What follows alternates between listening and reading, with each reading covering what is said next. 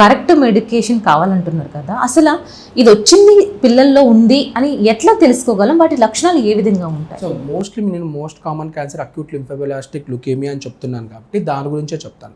ఎందుకంటే ఒక 100 పీడియాట్రిక్ అంటే ఇప్పుడు నార్మల్గా అడల్ట్స్ని లేకుంటే పిల్లలు అందరు కలిపి ఒక క్యాన్సర్ పేషెంట్స్ ఒక 100 మందిని పెట్టే ఒక 2-3 చిల్డ్రన్ ఉంటారని చెప్పాను. అలా కాకుండా 100 చిల్డ్రన్ తీసుకొని cancer patients who are suffering the children who are suffering with cancer తీసుకుంటే దాంట్లో 90% ఆఫ్ ద కేసెస్ ఇదే ఉంటుంది, అక్యూట్ లింఫోబ్లాస్టిక్ లుకేమియా. సో దాన్నే మనం మేజర్గా చెప్దాం ఇక్కడ.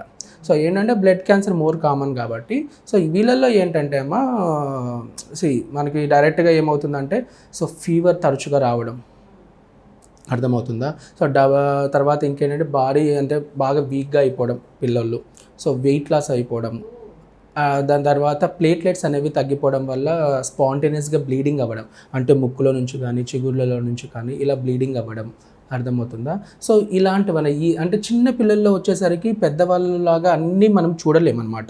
సో వాళ్ళు తరచుగా చిన్నపిల్లలు పుట్టిన పిల్లలు ఏం చేస్తారు ఇవన్నీ కనుక్కోలేము కదా మనము. వాళ్ళు ఫీడింగ్ ఉండదు, వాళ్ళకు ఫీడింగ్ ఉండదు, చైల్డ్ యాక్టివ్గా ఉండదు, ఓకేనా. సో ఎప్పుడు స్లీపీగా ఉండడము అర్థమవుతుందా, ఇరిటబుల్గా ఉండడము, తరచుగా ఇంకా క్రై చేస్తూనే ఉండడము అర్థమవుతుందా, యాక్టివ్గా ఉండకపోవడము, ఫీడింగ్ అనేది సరిగ్గా ఉండకపోవడము, ఇలాంటి ఫీవరిష్గా ఉండడం.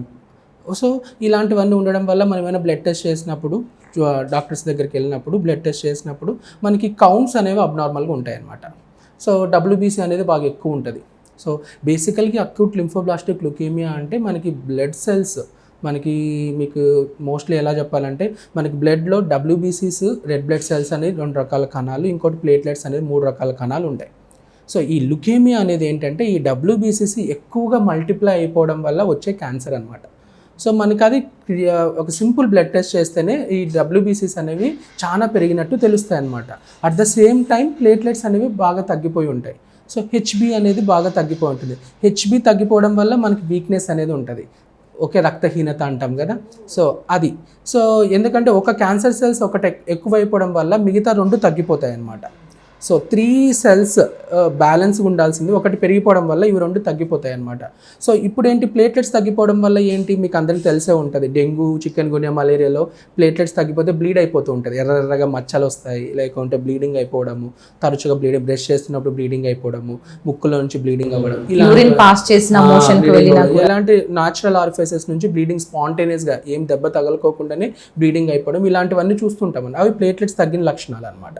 సో ఇలాంటివన్నీ మనము ఈ లుకేమియా పేషెంట్స్లో చూస్తాం అనమాట. Is just like A malaria patient or dengue patient. మనం చేస్తే ఒక ఫీవర్ ఉంటుంది, జస్ట్ ఇలా బ్లీడింగ్ అవుతుంటుంది, 1 or 2 days ఫీవర్ అంటాము. సో 1 or 2 daysలో ఈ బ్లడ్ క్యాన్సర్ ఒకవేళ టెస్ట్ చేసి డాక్టర్లు వెంటనే ఇది బ్లడ్ క్యాన్సర్ అని అంటారు. సో మొత్తం ఫ్యామిలీకి ఒక రకమైన నెగిటివ్ వైబ్ అనమాట. ఏంటి 2 రోజులు జ్వరం వస్తుంది, జస్ట్ ఇది ఏదో అని అనుకున్నాము, కానీ ఇలా చూసి జస్ట్ లైక్ ఏ మలేరియా పేషెంట్ ఎలా ప్రజెంట్ అవుతాడో, ఏ డెంగ్యూ పేషెంట్ ఎలా ప్రజెంట్ అవుతారో, ఫీవరు, ప్లేట్లెట్స్ తగ్గిపోవడం, బాగా వీక్ అయిపోవడం, ఇదే సిమ్టమ్స్ మనకి అక్యూట్ లింఫోబ్లాస్టిక్ లుకేమియాలో ఉంటాయి అన్నమాట.